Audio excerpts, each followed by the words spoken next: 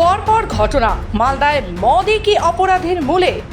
এই প্রশ্নটাই উঠছে, কারণ গোটা রাজ্যের মধ্যে শুধুমাত্র মালদাতেই মদ বিক্রির হিসেব চমকে দেওয়ার মতো। যে কোনো জেলাকেই একেবারে টেক্কা দিয়ে শুধুমাত্র মালদা জেলাতেই দোলের 2 দিন, গত শুক্র ও শনিবার মদ বিক্রি হয়েছে অন্তত 20 কোটি টাকার। কি চমকে যাচ্ছেন শুনে? এমনটাই বলছে হিসেব। এমনই হিসেব দিচ্ছে মালদা চেম্বার অফ কমার্স। যদিও তাদের দাবি এক্ষেত্রে বেআইনি পথে মদ বিক্রিও আছে। লাইসেন্স প্রাপ্ত যে সমস্ত দোকান রয়েছে সেখানে বিক্রি হয়েছে 12 কোটি টাকার। বাকি টাকা বেআইনিভাবে মদ বিক্রি করে হয়েছে। করোনা কালের পর থেকে ক্রমশই মদের চাহিদা বেড়েছে এবং মদ বিক্রি অস্বাভাবিক হারে বেড়েছে। সেক্ষেত্রে মালদা জেলায় মদ বিক্রির হার চোখে পড়ার মতো। তা সত্ত্বেও মালদা চেম্বার অফ কমার্সের দাবি, গতবারের থেকে এবারে সরকারি অনুমোদিত দোকানগুলিতে মদ বিক্রি কমেছে। সেক্ষেত্রে অন্তত আরও 5 থেকে 6 কোটি টাকা এবছরে বিক্রি কম হয়েছে। সরকারি দোকানে মদ বিক্রি কম হলেও মদ খাওয়া কমেনি। বেআইনি পথে বিক্রি হচ্ছে, পাচারও হচ্ছে। এই সব হিসেব কিন্তু শুধুই ফরেন লিকারের ক্ষেত্রে। বিদেশি মদ, দেশি মদ বিক্রিও কম নেই, তার বিক্রিও বেড়েছে। পাশাপাশি রয়েছে চোলাই বা অন্য মদ, যা আড়ালে বা চোরা পথে বিক্রি হয়। বছরের সঙ্গে এবছরের তুলনা যদি আপনি করেন, তাতে হয়তো সাময়িকভাবে কিছু মদ বিক্রি কম হয়েছে, ঠিক কথা।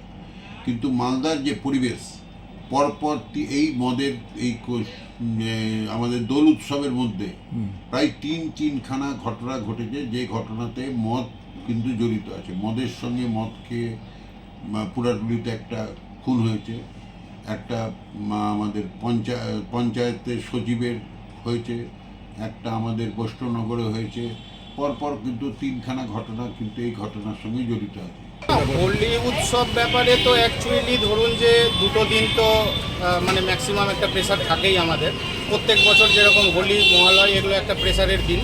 তো হোলির 2 দিন যেরকম শুক্রবার এবং শনিবার প্রচণ্ড প্রেশার ছিল এবং বিক্রি ভালোই হয়েছে আমাদের। প্রেশার বলতে বিক্রির প্রেশার, হ্যাঁ, বিক্রি ভালো হয়েছে। এবং সেটা দুপুর 2টো থেকে আমাদের সরকারি অর্ডার ছিল, দুপুর 2টো থেকে খোলা। তো আমরা দুপুর 2টোর পরে আমরা দোকান খুলে মানে ব্যবসা চালু করেছি। শুক্রবার সামাল দিতে পারছিলেন না, একদমই মানে এখানে অটোমেটিক, আপনারা সেদিনকার লক্ষ্য করেছেন কিনা জানি না, আমি তো লাইন করিয়ে আমি কাস্টমারকে পুরো মানে দিয়েছি। মানে এত ভিড়? হ্যাঁ, ভিড় ছিল। দেখুন, আমি শুনলাম একটু আগে আপনাদের কাছে ডেটাটা, যেটা যথেষ্টই উদ্বেগজনক, যে এত প্রায় 12 কোটি টাকার মতন মদ এই একটা দিনে বিক্রি হয়েছে। এবং সেইটা বিক্রিটা বড় কথা নয়, মদ্যপ অবস্থায় বিভিন্ন অসামাজিক কার্যকলাপ এবং বিশেষ করে বিভিন্ন শুধু মাত্র খুন হানাহানি এগুলো হচ্ছে সেটাও নয়, নারীদের উপর টন্টিটকারি এগুলোও যে হচ্ছে, এই বিষয়টা একটু প্রশাসনের দেখা উচিত। মদ বিক্রির মানে মদ তো লোকে কিনবে, এখানটাতে একটা মালদার একটা ভৌগোলিকভাবে অবস্থান যেহেতু বিহারের পাশে, এবং বিহারে যেহেতু মদ বিক্রি বন্ধ হয়েছে, কিন্তু ওখানে মদ খাওয়া বন্ধ হয়নি। ওখানকার লোক এখানে এসে মদটা কিনে নিয়ে যায় বা বিভিন্ন চোরাচালান হয় এখান থেকে।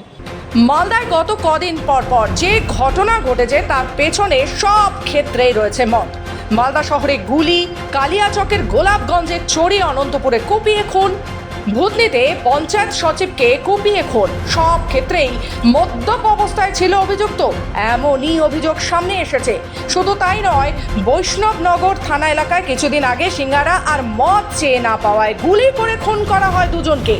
একজনের মৃত্যু হয় ঘটনাস্থলে, অন্যজনের পরে মৃত্যু হয়। এমনকি দুলাল সরকার খুনের ক্ষেত্রেও একটি পরিত্যক্ত বাড়িতে নিয়মিত মাদক সেবন এবং মদ্যপান করত দুষ্কৃতীরা বহুদিন ধরে রেকি করার সময়। আর এই সব ঘটনায় প্রশ্ন তুলে দিচ্ছে, মালদায় মদ বিক্রির পরিমাণ বেড়ে যাওয়ায় কি অপরাধ বাড়ার মূল কারণ? মালদা জেলায় এই দোলের 2 দিন 12 কোটি টাকার উপরে মদ বিক্রি হয়েছে, এটা সরকারি হিসাব। তার বাইরে আরো কত টাকা ইল্লিগাল মদ বিক্রি হয়েছে, নেশার দ্রব্য বিক্রি হয়েছে, সেটা আমাদের অজানা। আর এই মদ বিক্রির জন্যেই আজকে দেখছি সারা মালদা জেলায় বিভিন্ন গ্রামে, ইংলিশ বাজার শহরে আমরা গন্ডগোলের ঘটনা দেখতে পেলাম। মানিকচকের ভূতনিতে মদ খেয়ে মারামারিতে হাসুয়ার কোপ খেয়ে একজনের মৃত্যু হলো। শহরে মদ খেয়ে এখানে গুলি চলল।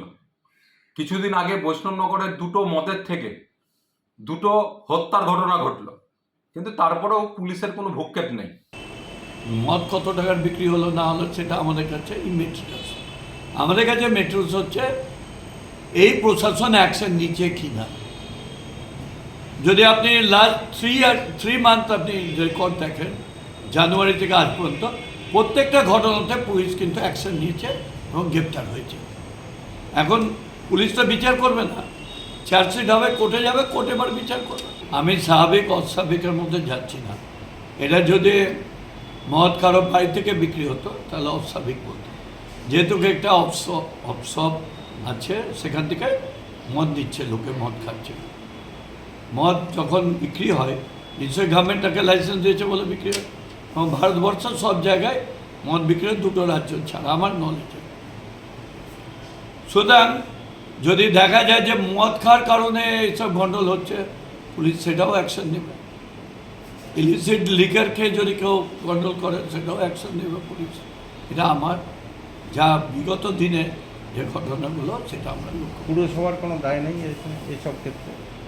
পুরসভার এখতিয়ারের বাইরে আমাদেরও কিছু আইন আছে যেটা নিজের ছাড়া কিছু করতে পারবো না। প্রশ্ন বহু থাকলেও উত্তর এখনো অজানা। মালদা থেকে নিজস্ব প্রতিনিধি রিপোর্ট, খবর বাংলা।